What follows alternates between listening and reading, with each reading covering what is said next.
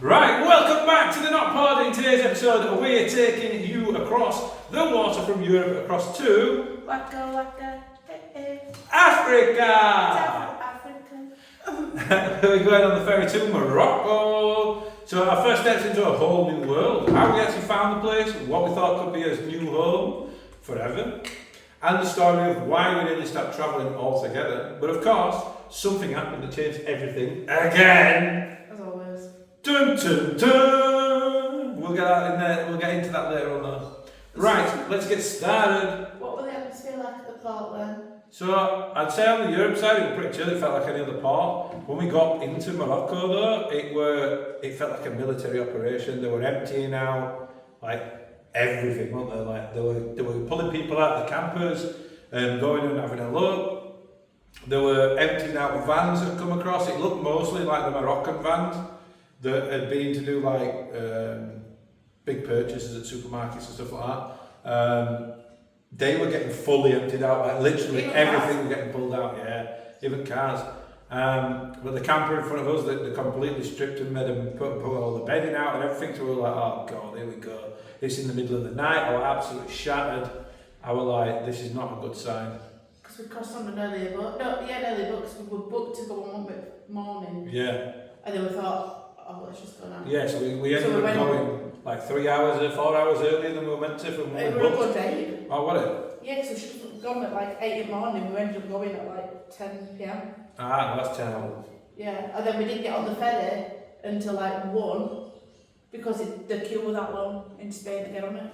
Yeah. I kind of remember it taking ages to get through. Yeah, because I think they were unloading the previous ferry coming back across. Yeah. Off, and it took ages because one of the trucks got stuck. And then Something like when we got on other end, because of all like waiting for everything there, it took ages, didn't it? Because the actual ferry itself wasn't actually that long. No.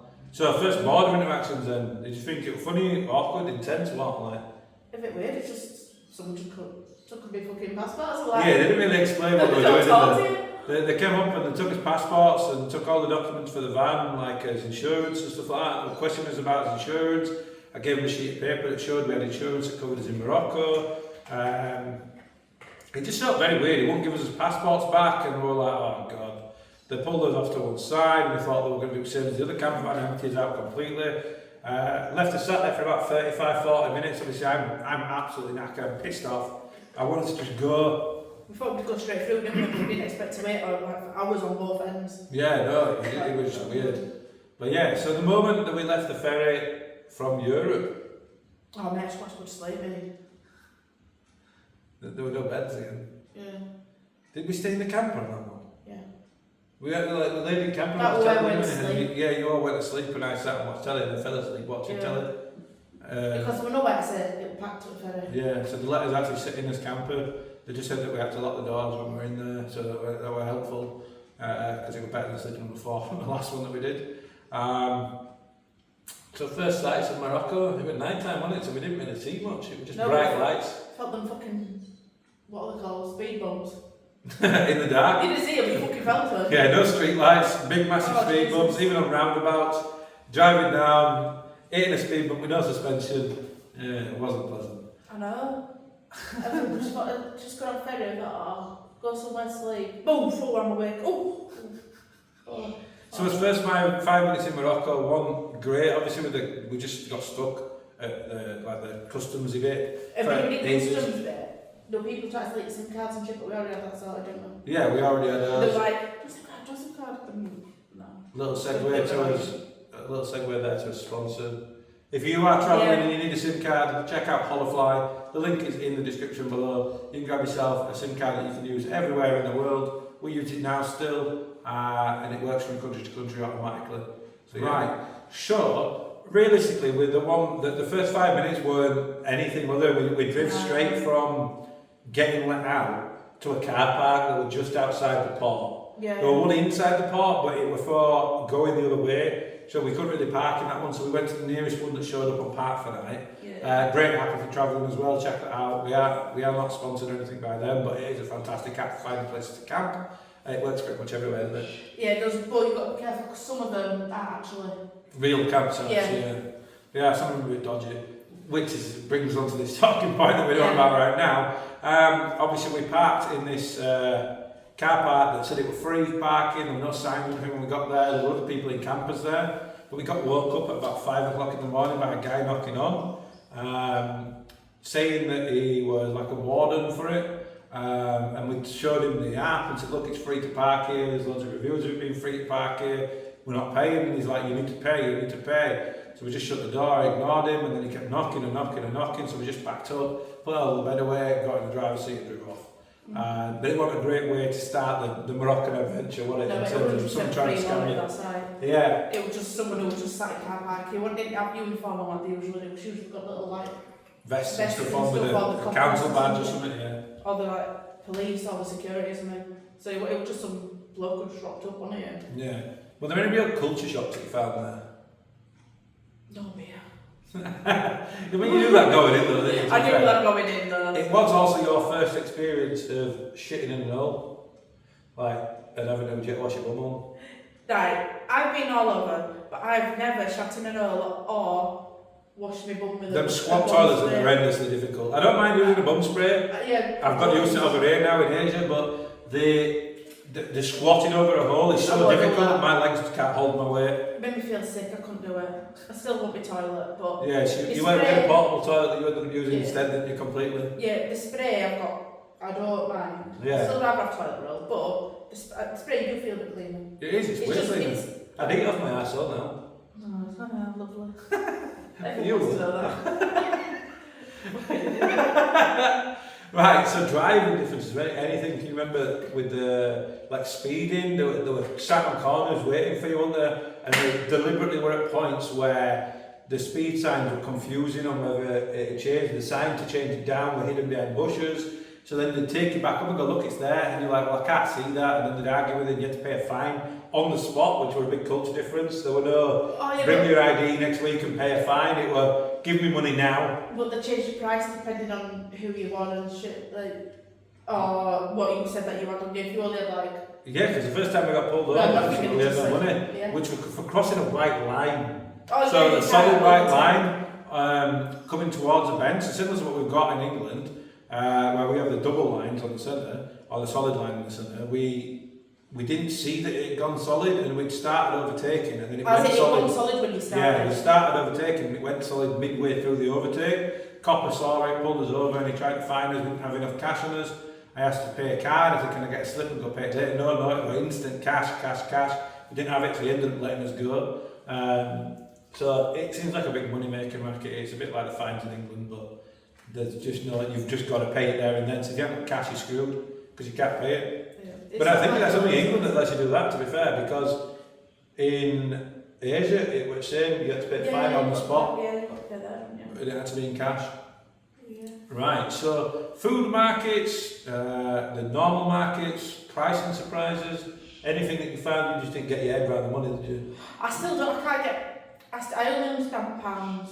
It was Moroccan dirham, wasn't it? Yeah, but I got my head around there because it would basically add an extra zero.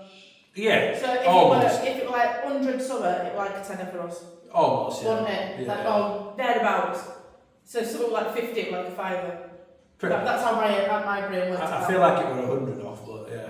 No, but it's not like. I think if it were 500 of theirs, it were £5 of ours or something like that. No. I don't know. It was simple though. Once you got the basic tens, it kind of you understood it. The food, there wasn't really much that were different, were there? They had everything that you could think of. There were American food there were fast food, there were obviously Moroccan food, your couscous and stuff like that. Yeah, because I eat a lot of couscous anyway, don't I? Yeah, the markets were fun. The markets took me back to when I was a kid. Like haggling over everything, you didn't like it. She couldn't go up to any stall and buy anything because she ended up paying more than what it said on the sticker. I don't know, they talk too fast and confuse me, and I'm like, fucking hell, can't keep up with this. I like negotiating. There's a big rule in Morocco. We put a tip out ages ago when we were in Morocco about this, and it is that you're supposed to haggle. They find it offensive if you don't haggle, and whatever price they tell you, a third of that is the real price. So if you go up and they say it's 1,000 dirham, it should be 300 dirham. So you want to haggle lower than the third, and they'll come up to the third, and that's how it works. Because you don't like interacting with people, you could just not do it. I don't do peopling. It's not, I'm rude, because I'm actually a peoply person, aren't I? You are when you get to know you, even if you're beverage maybe. Yeah, but I'm just not a peoply person. So oh, it's just confused me. And then I'm confused numbers full stop. So when you shouted all these things at me, I'm like, I don't know what I just don't know money. Stuff were cheap though. Oh yeah. Like the majority of food were cheap, like water were cheap, and then they had a lot of knockoff stuff, like there was so much snide stuff, yeah, there was so much snide clothing and stuff. We got new trainers for kids. I mean, they didn't last like 6 months or anything, but for the price that they were, even if they lasted a month, it was worth it. Right, I got a bag, you know. I broke it up my ear to dial though. Yeah. I broke it. That was my fault, I overloaded it. It was not to do with the bag. I'd put that much stuff in it, I just broke it. But it was good. Was that when I got my man bag? Yeah. And it snapped within 15 yeah, minutes well, of that's walking what's away. going, idiot. And because I got it stuck on something. Yeah, and the strap snapped off. Yeah. Right, so the people, hospitality and tourist traps. Nice. The tourist traps were great. I actually loved them. Like we visited a lot of Morocco, so we'll talk about how we went through the different areas of Morocco. I'd like to go back. But the touristy areas were fantastic because there were a lot of English people there, so it was easy for us. Yeah. Because obviously it's easy to get on with the English people. We met a shitload of people from Bradford and Leeds in one of the hotels that we stopped in. But that's another story for later on in the podcast. Actually, we're going to talk about it later on in another segment. But yeah, I loved it. But the hospitality in the non-tourist areas were fantastic as well. One of the places that we looked at and we almost made as a permanent home, which is the next thing we're going to talk about, was a very like home villa style thing, like a farmyard. We lived next to their houses in the field. With a beach next to it, yeah, and that were like super homely. We got really friendly with them. The kids were playing with our kids. They'd come into the campsite for the day. They invited us into their houses. We went and had tea and biscuits. We had the mams.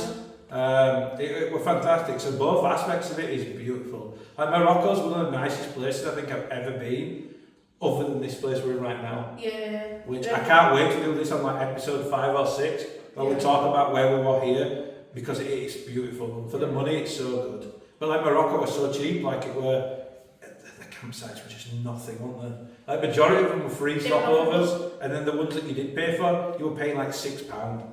Yeah, but you had like clean showers. That one that we're on about, the cleanest shower and toilet that we'd ever. Oh yeah, by far. Some of them were horrendous. So some of them you're like, you don't really want to shower in it because you probably come out dirty. But that one were actually. So the first place that made us think this is special was in Morocco as a whole. I think that beach that we parked right next to that bin, and we were literally on, you know, like they were in a car park and there were a narrow entrance into it. The shop were on the front, and we went back on the way back, and the kids went on the camels. Tangier? Yeah. Tangier? Tangier Med, I think. But we were in that bit there with a beach directly in front of us. The beach wasn't the cleanest beach in the world, but I think when we got there, I was like, this is beautiful. Do you know what I mean? Because they had like Chinese and stuff on front. Yeah. And they had a celebrity going there, didn't they? They were filming like a film shoot when we got there. They had like an old town and a new town as well, didn't they? So you could go up to markets. That's where we went to that big market with Camelot. Yeah. Oh. I can't wait to talk about that bit. That went brocaded and shit. We've got a little animal activist, haven't we? Yeah. So Moroccan food then. What were his favourite Moroccan food? I couldn't stop eating. I had to say tagines. They were beautiful, weren't they? I've never had a tagine before either. And for anyone that doesn't know, a tagine is basically a special pot, usually clay or metal. And you put like vegetables in it and like fish, chicken, whatever you want to put in, and you boil it basically. It's like making a soup in it, but the tagine is the actual pot that you cook it in. I attempted to make one. We bought one, a tagine. I attempted to make one, didn't I? Yeah, it was nice. The mint tea were a bit too sweet, I didn't like it. We had it every day in the campsite. I drink weird tea anyway though, don't I? Like my weird tea. It wasn't really tea. Coming from a British person that actually like has drunk tea, I don't like tea, but I drink tea over coffee, like I don't drink coffee at all. It weren't as nice as an English tea. No, it won't, but I liked it because I like all my little flavoured teas, I mean fruity teas and stuff like that. Yeah, the bread things are made were nice, and flatbread things that we had for his breakfast. They were nice. So like a mixture, like halfway between a pancake and like a roti. Yeah, so you could have like syrup on it or... I had it with eggs. Yeah, it was nice. Right, so let's get into this then. The place that we almost called home. Can you remember the name of it? Did you have to give me the cue? I think it was La Mazada. Is that a website? No, not Lazada. L-A, so L-A, Mazada, and then something else. Oh, it was, wasn't it? Yeah. I can't remember area. We got on so well with him. Like his son spoke some English and French and Moroccan. The dad spoke no English whatsoever, so we had to translate them. And his brothers and his cousins and stuff that were there, they were just great to get on with. And it was beautiful, wasn't it? Like, it was so close to the beach. He took us out on boat trips, went out fishing. We were going into business with them. We were setting up doing tourist trips and stuff with them, taking people, other tourists out on trips. We were doing all communication with English-speaking campers. We did all menus for them as well. Yeah, we did all the menus. I built them a website.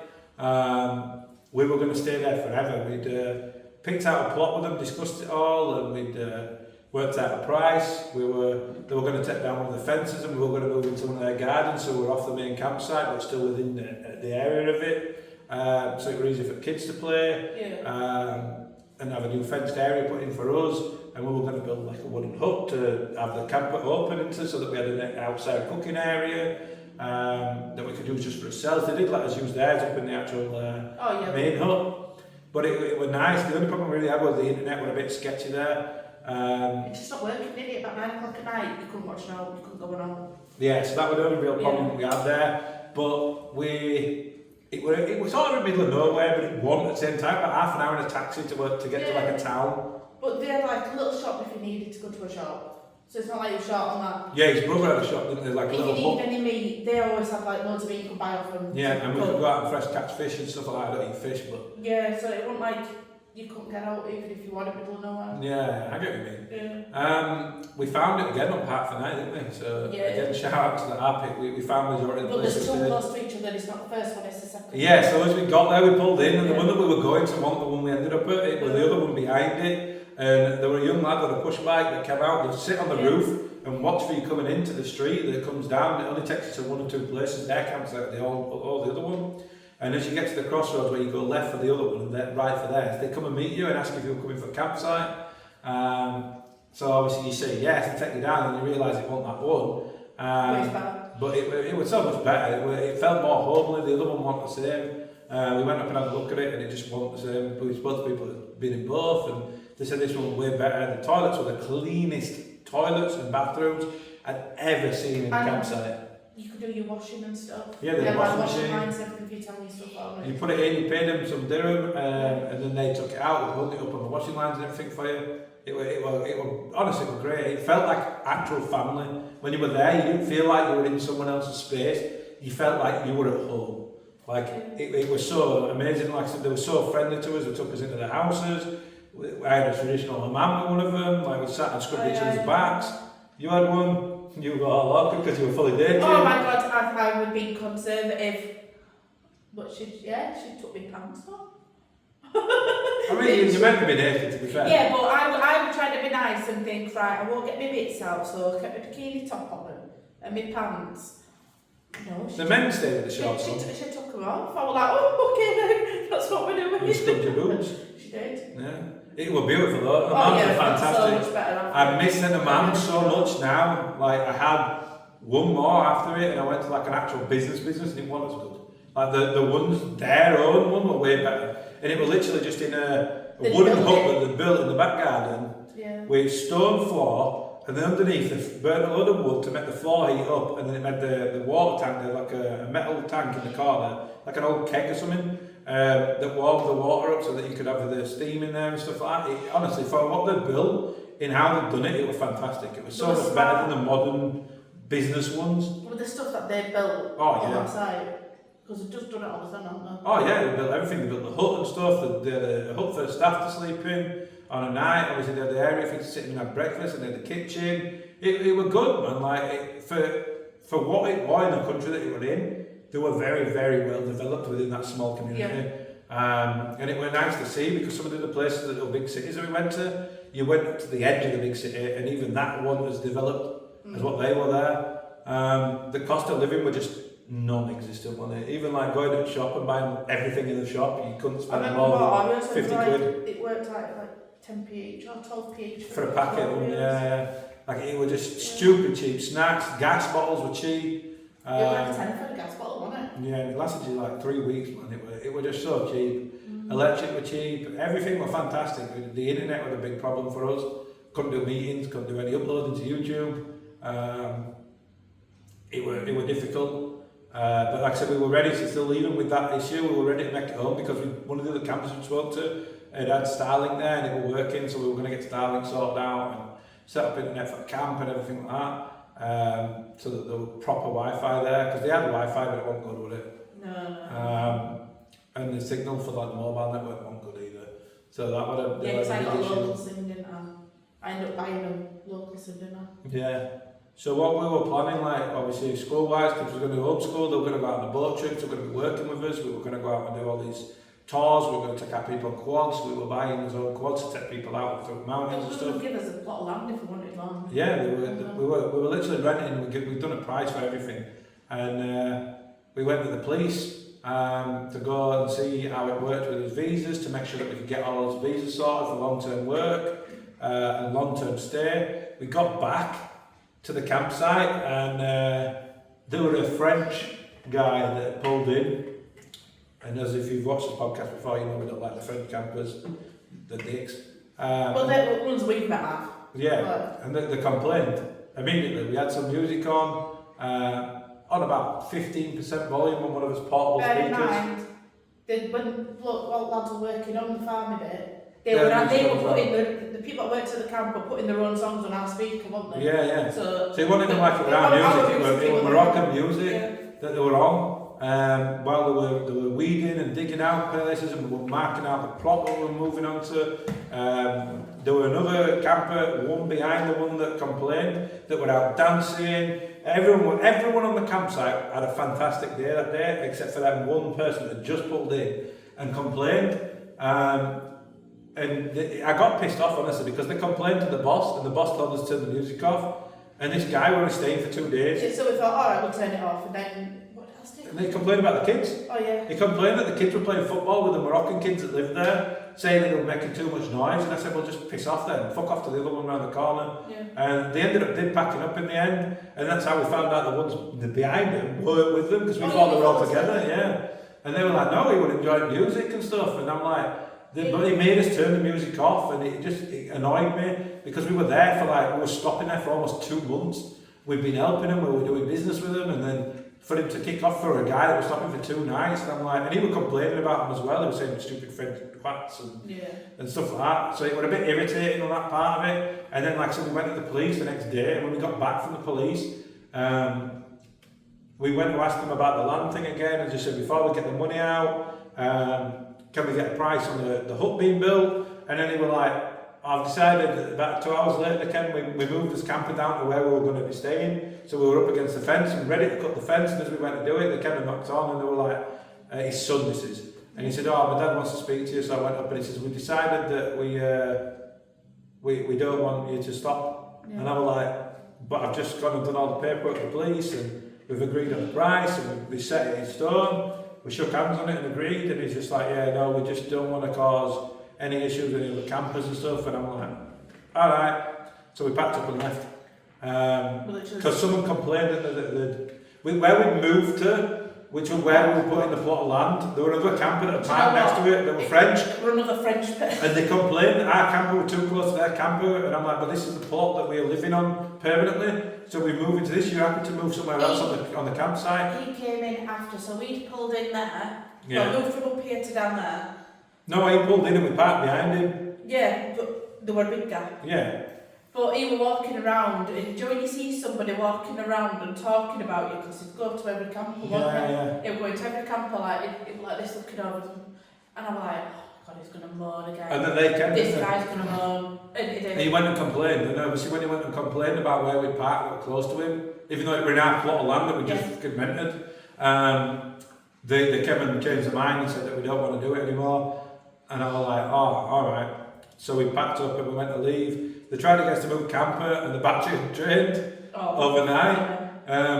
So we couldn't move the camper. I said, look, I can't move it, it's not starting up. So they pushed it all the way up to the other end. We had to wait for the solar power to charge up the starter battery again. And then we started up and we left the next morning, first thing in the morning. So I was a bit pissed off, honestly. We were very, very happy to stop there. But I didn't like the fact that we'd already agreed on everything, and 2 French people complained, and that were it. That were end of his agreement. We'd been there nearly a month. Well, then what? It wasn't there though. It was like a nice little. Well, we were sat every night with them. We were going out. We were going there at our age, and then others like have kids and stuff that were nice at. Yeah. They had a football tournament, everything didn't they, at one point? Like hot kids. It were great. Them 2 campers that came again because they were French. I was like, it's not fair. They just come in and ruined everything that we planned and uprooted his life effectively because they didn't like the fact that kids made noise and that we were put in his camper van where we paid to be. And they just wanted to be where they were, so that they weren't in the sun. It kind of got to a point where you'd see French Red and I was like, oh, fuck's sake, not again. Didn't it? But I got a bit emotional, honestly. I had to leave because I was going to start fighting. You could see I was getting angry, couldn't you? Like, I was so fucked off. Because we just spent like nearly a month there. We'd cleared loads of weeds, we'd put us washing lines up, and we'd got a little set area, didn't we? Yeah. And then we'd obviously sat and worked out with them. We designed the hut and everything, and it just, I don't know. If I were to go back, I won't go back to the area. I'd probably go back and I'd probably find somewhere to rent at that beach, the surfers beach at the bottom of that mountain. That was the most beautiful place. But did we go there from there, so it would kind of a good thing that we left there? Yeah, I guess. Because we weren't expecting to leave then. We could have worked there, I could have got a job as a chef there, everything, loads to do, man. The kids loved it. Me and Brody went surfing. I wasn't very good, but it was pretty good. You'll see that in another video. But yeah, so we were ready to just stop travelling, though, weren't we, when we were there at the campsite? We weren't bothered about moving. We were going to take the wheels off the camper and just leave it there permanently and get a car to go around on and a motorbike. And it was like close enough really to like nip home or nip to Spain. Yeah, it wasn't far. It wasn't far from everywhere. You were in Africa, but. Yeah, we were going to leave the camper there and fly out to other countries. Yeah, you can fly to for a few weeks at a time and then come back. And it's a short flight to like Tenerife and things, isn't it? So it was kind of a decent place. But I believe everything happens for a reason, and we wouldn't be where we are now if it hadn't happened. God knows what would have happened in terms of the engine breaking down and stuff like that. The fire been able to fix it, let's be fair, they fixed loads of stuff. I mean, the fire could have been a lot worse. So. Oh yeah, that could have been. If we were attached to a wooden hut. Yeah. And we were asleep and it happened, you never know, do you? So obviously we've gone through a big chunk of why we didn't stay there, and obviously because of what happened. Morocco as a whole though, I'd 100% go back. Yeah. If I had to pick somewhere like to stay forever, it'd be between Morocco, here, and Thailand. Like honestly, like obviously this might go up. I really like the sound of Albania, and we're going to Albania I think next year. Yeah. Definitely want to get there, don't I? Yeah, we don't know when exactly, but I think next year. We've got a big chunk of Asia still to do, so we're getting on with that after New Year. But that again is future us. So yeah, honestly I would like to go back to Morocco, but to a different area. Because we did out coast, didn't we? Yeah. And like we did Marrakesh, but we didn't actually. We didn't go any further, yeah. Well, we didn't go inland, did we? Really? That's what I mean. We didn't go in and around that kind of way. We went. And we never went down to deserts. We were going to go on desert trail, and then someone came back in like one of the big meaty campers with the big wheels and went, "Do not do it. Do not try and ride in this city camper down there." And I'm like, "Fair enough. I won't do it. I won't try." Didn't someone that we spoke to as well, like, stay at that campsite where they did it, we found them on Insta, didn't we? Yeah. And then they were like, yeah, we need a new brakes, we need a new clutch. Yeah, it pretty much destroyed the camper, so we're glad we didn't end up going down there. I think we realised how little the camper could cope with when we drove down to find that beach that we're meant to be a stop on, and it was down that mountain. I thought it was going to break then, I thought we were going to break down. I don't think we were going to get back up. No, I did, to be fair. Like, honestly, I thought we were going to live at that bottom of that mountain. Like, it was so narrow, and the thing took us there, and it just didn't exist. Like, we couldn't find the actual proper campsite area. Yeah. We just found a little area of grassland. We parked there, you went to piss outside because there were no toilets. Me and Brody went surfing at sea with his little wakeboard. You managed to go down to the beach, but then that new country stuck in this little bit of grass and sand, and it was so weird. I think you had to sit for a poop, didn't you? And I started to drive off while you were still pooping. Yeah. I was so desperate. Because you had to get a spot toilet out and sit outside. And then I'm like, is anybody watching? You're like, you don't know where there's no one here. But where it told you to go just didn't exist. So we ended up pulling this other one, which I think was meant to be what it was. I think it was because there were people had left like rubbish there. Yeah. I don't know if that were locals that left there or. But trying to go back up, oh my god. There is a video somewhere, I can't 100% remember where it is, it's on one of the YouTube shorts or one of the YouTube videos we put up about that mountain. It's funny. I honestly didn't think we were going to get back up. Nova sat in front seat with a tablet like this trying to record it for me because the window thing kept falling off because of the bumps. And I honestly didn't think the camper were going to get back up. I thought the engine was going to blow up at that point. You've just got like a bit of momentum on you to go up and then you had to stop because loads of pissing goats came down. Crossing road. Oh my god, and I'm like, oh my god, we're never going to make it. So you could feel yourself going back and I'm like, oh no.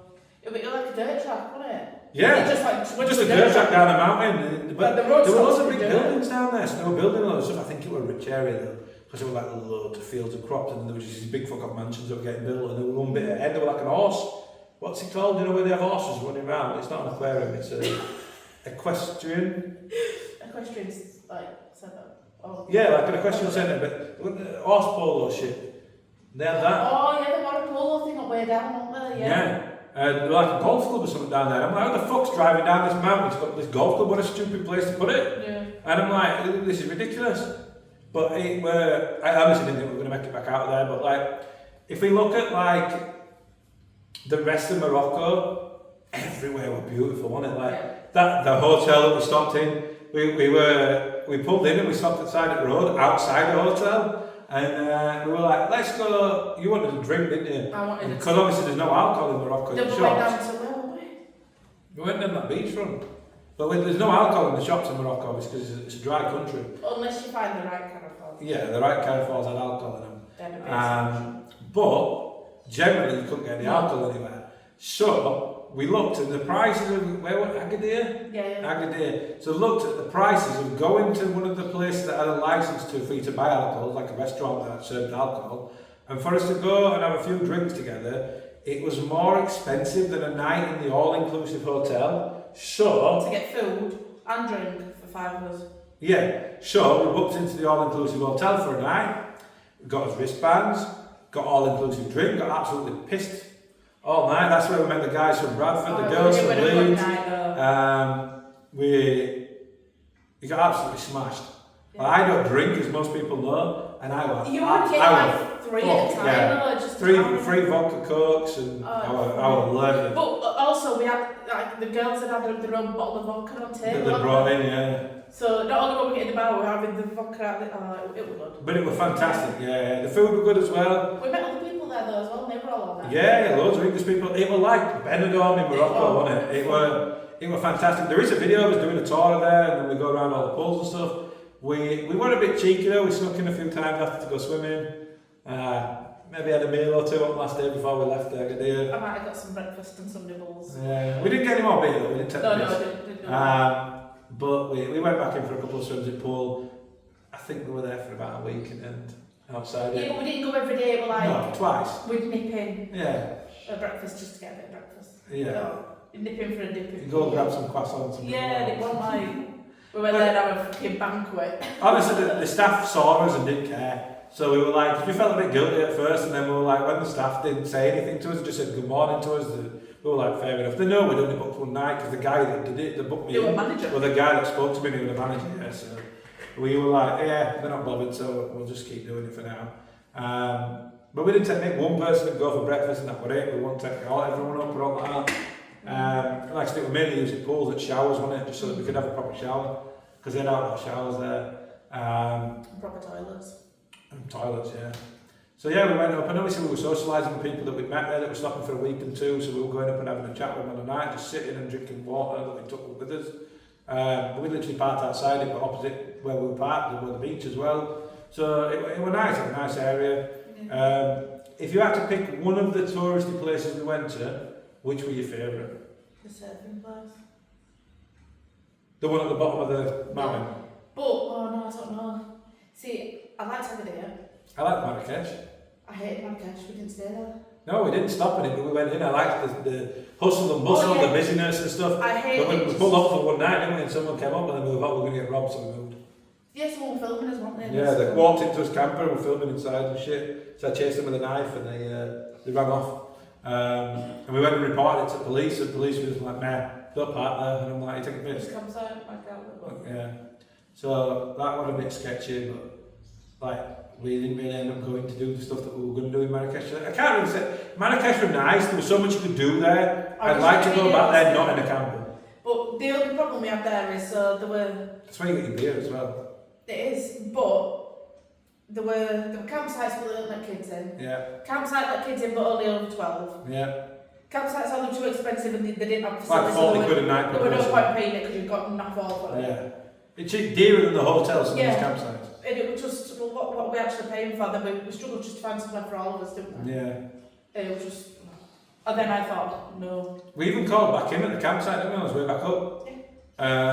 The one that we were going to live in, and we went to go see them and stuff, and just let them know how we were. Because they kept texting us, like when we left, Every they time texted us the every English day. person came, the video calls. Yeah, and we were saying hello to people and stuff, so we went back and seen them to say goodbye and told them that we were leaving Morocco, and made us way back up, so we pretty much visited everywhere in between where we stopped the time before, except for 2 places we went back to. But saying that, I liked that one more park, that's that little monument place on that beach, because that market there was great. Until the kids were there the second time. Yeah, the ones that threw the bricks. So we parked up, there's kids playing football, so we asked them to not kick the football against this camper, so they all ran off when I came out shouting at them, because they kept doing it, and then they started throwing bricks at this camper, so we ended up chasing them down the street, offering to fight them, they all ran off, and didn't come back after that, but it was a pain in the arse. We ended up with loads of didn't see camper from the front Yeah, but bricks. we didn't have them like, they weren't there the first time, No. and this time it was full, and they were only ours we were going to, but I don't know if it's because ours were English person. I think it's because ours went corner. So they were playing with net next to us, the net was behind us, it was. Well, there was one at other end. Obviously there's 2 nets in a football. No. Oh, the other car park. The Yeah. car park. I don't know why they were playing in the one Yeah, we were in. there were 2 car parks which were actually for cars and stuff, and then the other one did have actual nets in They it. moved out of the way for us to pull back in, and then got annoyed. Well, we got annoyed that they kept kicking the football at us, but we were parked where we were parked the time before. So, but when you were a car park for that, there were an empty one up beside that could have used for football, so it was a bit irritating. A big grass next to us. Loads of grass. But yeah. So the market were amazing. That one in Tangier, wasn't it? Yeah, the big market. Yeah, the one where we went up that big hill. That was in Old Town out there, wasn't it? Yeah. So we went up to this big hill, we went on like an outdoor market, like a flea market type thing, where they were all selling shit like a car built on the street. And then you went into like a big food market, and there were everything. It didn't look as big as it was. Oh, it was massive. You kind of walked in thinking, oh, it's going to be like a little, and it's not, it was like fucking... It was like walking into a McDonald's, and when you got inside it, it was, what's that shopping centre in Sheffield? Meadowhall, but I Meadowhall. don't know Trafford Centre, maybe. Trafford Centre, I've never been, so I can't Yeah, you have, you gone with me? Did I? Yeah, we went out to Okay, Trafford Centre or Meadowhall, it was like going in and it turned into that. It was huge, it was just building after building after building that were attached to it, and you walk through, Brooke kicking off, oh god, yeah, got some fucking camel's head. a full skinned camel's head just hanging on a hook, and she went past and she was like, what's that? We were like, it's a camel. She was like, what? I was just like, walk. She's our little vegan, isn't she? She doesn't really like eating. She ain't anymore. No, but she doesn't like eating meat, but she eats it. She went through a weird phase when we were in Morocco where she just didn't want to eat meat really. But she would like it at home, there were on certain meat she wouldn't. Yeah, I would fuss her with you. And then she was a bit like, so where's this from and where's this from every time she eats. Yeah. So she's like...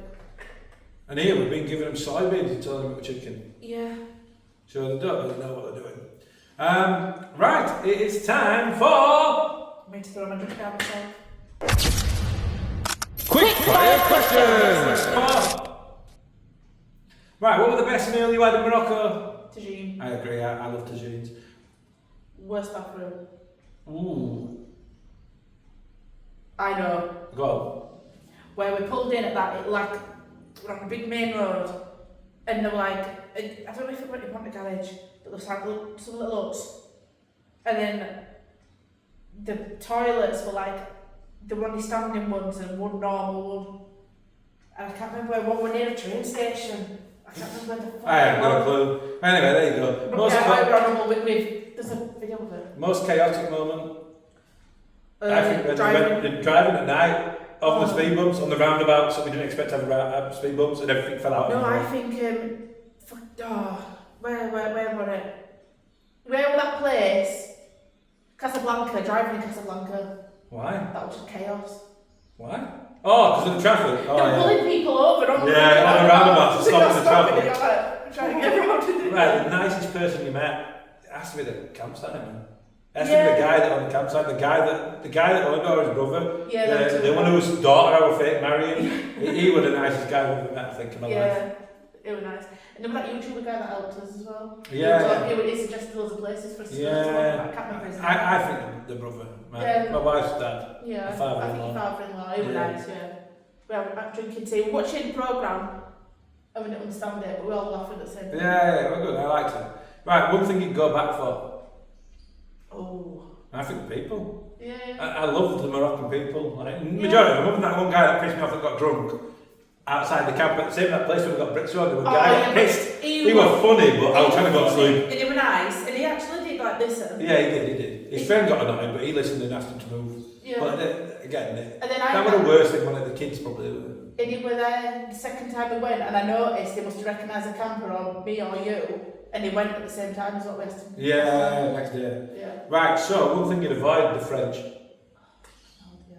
It sounds horrible, because they're probably not all the same, but everyone that we met are horrible. And I'd avoid not carrying cash in case you get pulled over by the police so you can pay them a fine. Yeah. I'd never carry cash. Never carry cash, no, always carry cash in Morocco. Yeah, but more places than you realise actually take cards. Oh yeah, they do, but always carry cash in case you get pulled over by the police. Yeah. You need that bribe money. I mean, fine money. Fucking idiot. Right, so that is the end of this week's podcast. So that was our adventure in Morocco, the place we almost stayed forever, the place that nearly ended our travels, and the place that somehow pushed us to keep going. Yeah. Next time, we're doing Benidorm next time. Yeah. Benidorm. We're going back to Europe, baby. Benidorm next time. And we're going to Venice. We're going to the place that we should be. We should. Benidorm is us, isn't it? It is us. It's very much us. It is the place of sin. It's the place of fun. The place of drinking. The place of 5 a.m. kebabs. Yeah, Benidorm is the best place I've been. We love Blackpool. We've worked in Blackpool for most of our life. Going trips to summer and that there. So it is the Blackpool of Spain, isn't it? So we're going to Benidorm. The family fun, the chaos, the nightlife, and the bits you probably shouldn't take the kids to as well. We went to some good sex shows.